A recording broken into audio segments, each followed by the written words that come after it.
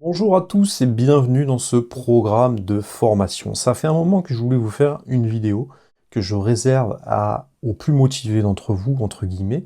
Et en fait, c'est une vidéo donc, qui va pas s'appliquer à un logiciel en particulier. Je vais essayer de vous faire des parallèles entre les deux logiciels que j'ai jugés les plus importants, entre guillemets, ceux sur lesquels je vais focaliser toute mon énergie. Il existe bien évidemment d'autres logiciels qui sont formidables, mais Ableton Live me semble une référence pour sa simplicité, pour l'audio, et FL Studio pour sa simplicité, pour le travail, pour le MIDI. Donc voilà, je vous laisse le choix entre les deux. Aujourd'hui, on va parler musique. Alors, ce qui m'étonne, ce que j'ai remarqué, moi, depuis pas mal d'années, c'est que bien souvent, les compositeurs, les gens qui font de la MAO, les beatmakers, ont tendance, maintenant, avec les outils modernes qui offrent énormément de possibilités, ils ont tendance à s'éparpiller et à s'éloigner un petit peu de l'essentiel.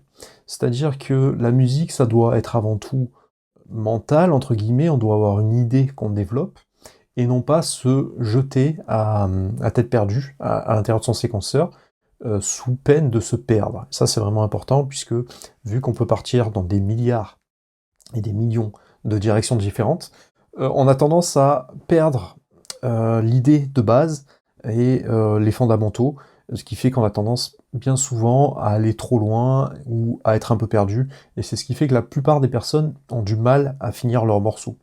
Donc on va revenir vraiment à la base de la musique, c'est-à-dire que le but de la musique, ça va être déjà de distinguer une ligne mélodique, c'est-à-dire une mélodie principale. La mélodie, je pense que tout le monde sait ce que c'est un petit peu cet air qui reste constamment en tête. Donc elle va être composée d'une succession de hauteurs de notes, avec différentes notes, donc. Et c'est un peu cet air qui va être au premier plan, la ligne mélodique, ça va être un petit peu le cœur de la musique, celle qu'on a envie de chanter sous la douche et qui nous reste de manière assez obsessante en tête. Donc tout ça, c'est la mélodie. Depuis la musique classique, voilà, depuis les origines de la musique, on a toujours une mélodie principale qui reste et qui va être au premier plan. On va dire que la mélodie, la ligne mélodique va être au premier plan. Et au second plan, on va avoir l'accompagnement, qui va être au deuxième plan, qui va soit être instrumental, soit être en second plan, et la ligne mélodique, ça peut être, c'est souvent les chanteurs, une partie vocale qui est laissée aux chanteurs, de faire la mélodie, ou bien certains instruments voilà, qui peuvent constituer cette partie mélodique. Donc ça, c'est important de garder en tête, quel que soit le style de musique, il y a toujours une ligne mélodique et des accompagnements, et vous devez savoir distinguer les deux, c'est vraiment très important. C'est-à-dire, lorsqu'on avance en composition, avant tout, on doit se rappeler quelle est ma mélodie, et quel est donc mon accompagnement. Voilà, c'est indispensable de distinguer les deux, sous peine de se perdre. Ensuite, on va distinguer des intervalles. Les intervalles de notes, en fait, c'est la différence entre les écarts de notes, les écarts de hauteur entre deux notes. Donc, par exemple, entre mon Do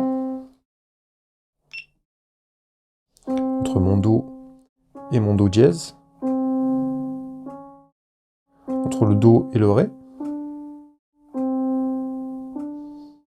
entre le Do et le Mi. Vous voyez qu'il y a un certain nombre d'écarts de notes. Et voilà, ça va être différents intervalles, et on va se servir de ces intervalles, par exemple, pour composer des accords. Composer d'une fondamentale, bien souvent d'une tierce, et d'une quinte. Et c'est en comptant ces intervalles, en sachant les distinguer, qu'on va être capable d'improviser, de composer des accords, voilà, et de faire de la musique, non pas de manière visuelle, mais plus avec sa tête. Donc ça, c'est les intervalles. Donc il va falloir distinguer les intervalles, les écarts entre deux notes, et savoir distinguer et savoir ce qu'est une gamme. Donc la gamme, ça va être une matrice, en fait, pour la mélodie. Ça va être un peu comme une grille de lecture, et en fonction de la gamme, on va pouvoir appuyer sur certaines touches ou non. C'est-à-dire que la gamme de Do majeur va être composée de toutes les notes blanches, par exemple, avec sa relative mineure en La mineur, Et par exemple, la gamme de Sol, on va introduire un Fa dièse, pour que ça soit juste.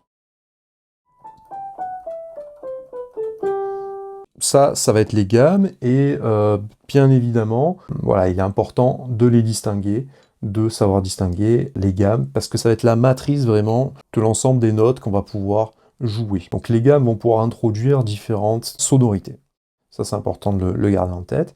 Par exemple, si on veut quelque chose de très joyeux dans sa compo, c'est quelque chose d'assez héroïque en général, on met des accords majeurs.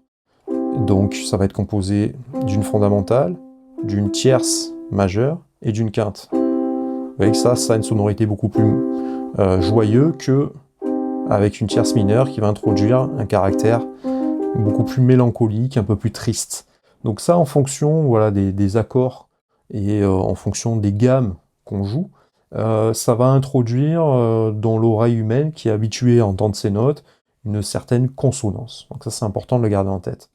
Qu'est-ce que les accords? Les accords, ça va être le pilier pour la ligne mélodique. Ça va être un peu l'assise, ça va être le socle, ça va être un peu la fondation. Donc, vous voyez, ces ensembles d'anatoles qui sont composés d'accords, ça va être vraiment le pilier. Donc, pour résumer, on distingue la mélodie, on distingue l'accompagnement qui est en second plan, on a différents intervalles, des écarts de notes différents, et on a également l'harmonie. Qu'est-ce qu'une harmonie? Ça va être plusieurs notes qui vont être jouées simultanément. Vous voyez, donc par exemple, dans son logiciel, si je vais à l'intérieur d'Ableton Live par exemple, hop, je vais sélectionner tout ça, et quand je vais dans mon piano roll, vous voyez que ça va être joué de manière beaucoup plus verticale. Les notes vont être les unes par rapport aux autres.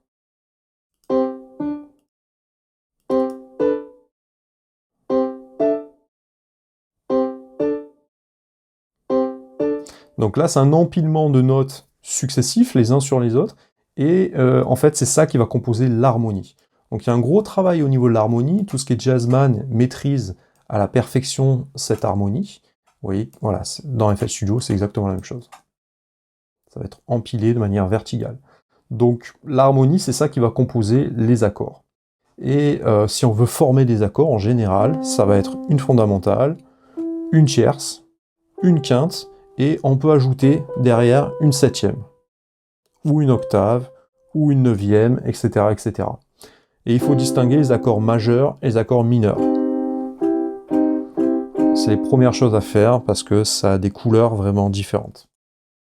Ensuite, ce qu'il faut se rappeler, c'est que la composition, ça va être... On va raisonner un peu comme des architectes. En tant que chef d'orchestre, on va devoir distinguer certaines choses.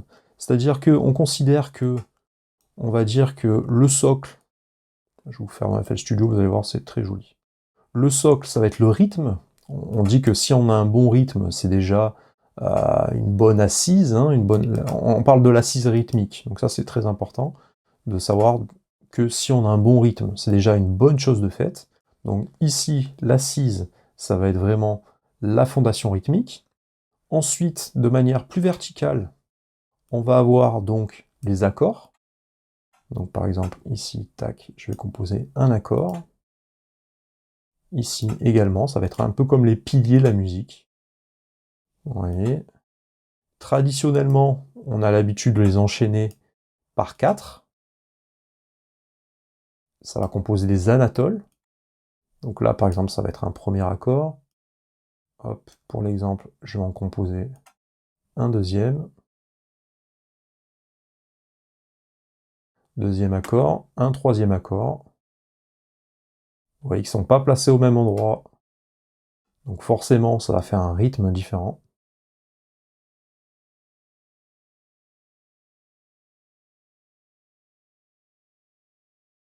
Tac, tac, tac. Donc ça, voilà, ça va être un peu les piliers, qui sont les accords, les piliers de l'harmonie. Et au-dessus, on va pouvoir distinguer une mélodie. Donc la mélodie, on a dit que c'était une succession d'auteurs de notes. La gamme, ça va être, est-ce qu'on a le droit de jouer sur telle note ou pas, en fonction de la tonalité qu'on a définie. Donc par exemple ici, j'ai mis un sol dièse. Voilà, si je reste en gamme de Do, il devrait y avoir que des notes blanches, des touches blanches. Et c'est ça que compose la musique. Donc vous voyez, pour mon petit schéma, je vais revenir à un truc plus traditionnel. Donc en bas, on a vraiment l'assise, hein, qui est fondée, qui est jouée par le rythme.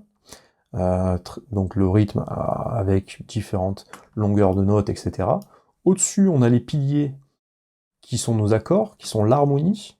Et au-dessus, le petit chapeau. Bon, je suis désolé, je voulais vous faire un truc très joli, mais en fait, ça ressemble à rien. Le chapeau, ça va être la mélodie. Donc, c'est important de constituer tel un architecte, tel un compositeur, tel un chef d'orchestre, de garder constamment à l'esprit ces trois fondamentaux. D'abord le rythme, ensuite les piliers, c'est-à-dire les accords, d'avoir des bons accords qui s'enchaînent. Si vous avez des fausses notes, des faux accords là-dedans, ça va sonner dissonant. Et quand on a assis ça déjà, on a un truc qui tourne, avec la basse également qui va jouer son rôle et introduire voilà, un petit peu de mélodie. Et ensuite, au sein du rythme, et ensuite, par-dessus, on va avoir la mélodie. Donc c'est la première étape qu'on a devant nous, c'est de définir tout ça. Ensuite, il faut distinguer en MAO ce qu'est l'arrangement. L'arrangement, c'est autre chose en fait. C'est-à-dire que je vais vous expliquer tout ça très simplement avec mon clavier. Alors, en ce moment, je suis en train de jouer ça avec mon prof de piano.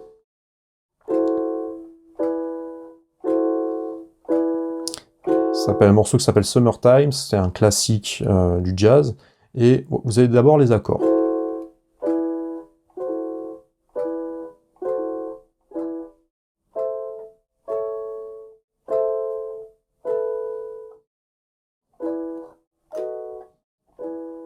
Voilà, le petit air qui joue ces accords. Donc les accords, c'est l'assise, et ensuite vous avez la mélodie. Vous voyez que ça reste en tête.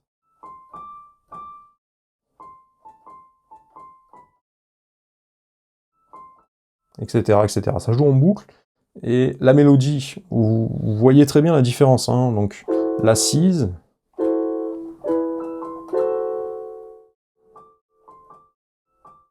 Bon, j'ai fait quelques fausses notes, mais c'était pas le sujet. J'ai pas la partition devant les yeux. Mais voilà, vous voyez, c'est ça qu'on retient en tête. Et là, ça va être vraiment le corps, c'est-à-dire l'assise du morceau, ce qui va donner un peu de la profondeur. Ensuite, l'arrangement, c'est autre chose. Mais par exemple, au-dessus, voilà, si par-dessus, je veux introduire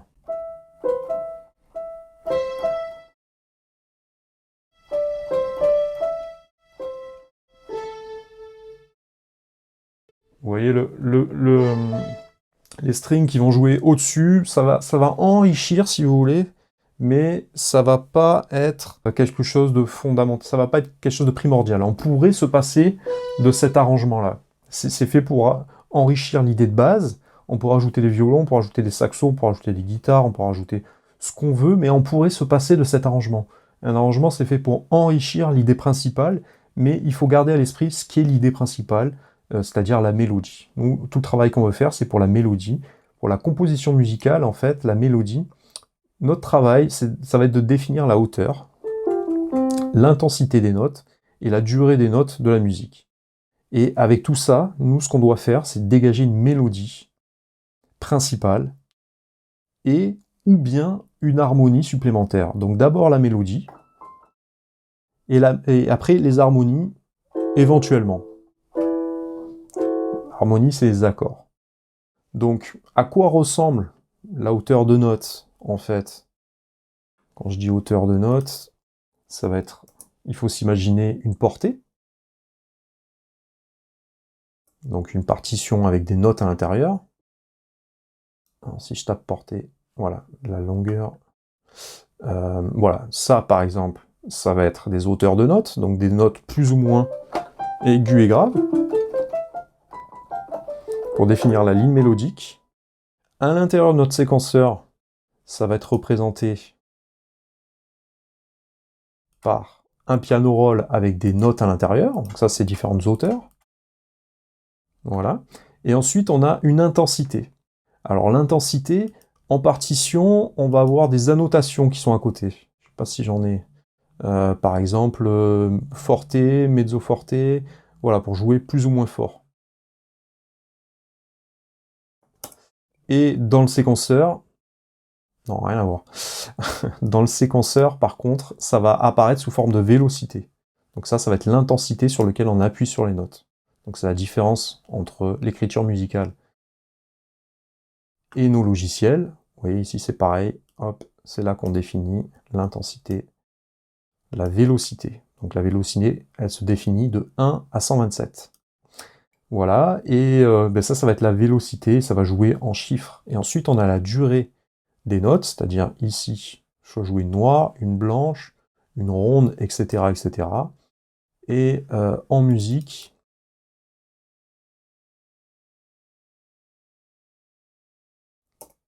durée des notes de musique, c'est comme ça que ça va s'écrire. Un carré, une ronde, une blanche, une noire, une croche, double croche, triple croche, quadruple croche, et l'équivalent en silence. Donc là, voilà, ça va jouer une mesure, une noire ça va être représenté par exemple par cet écart-là. Une mesure, ça va être une ronde. Une blanche, ça va être la moitié d'une mesure. La noire, on peut rentrer 4 noirs dans la mesure, par exemple. Ensuite, on peut rentrer des croches, qui vont être la moitié du noir.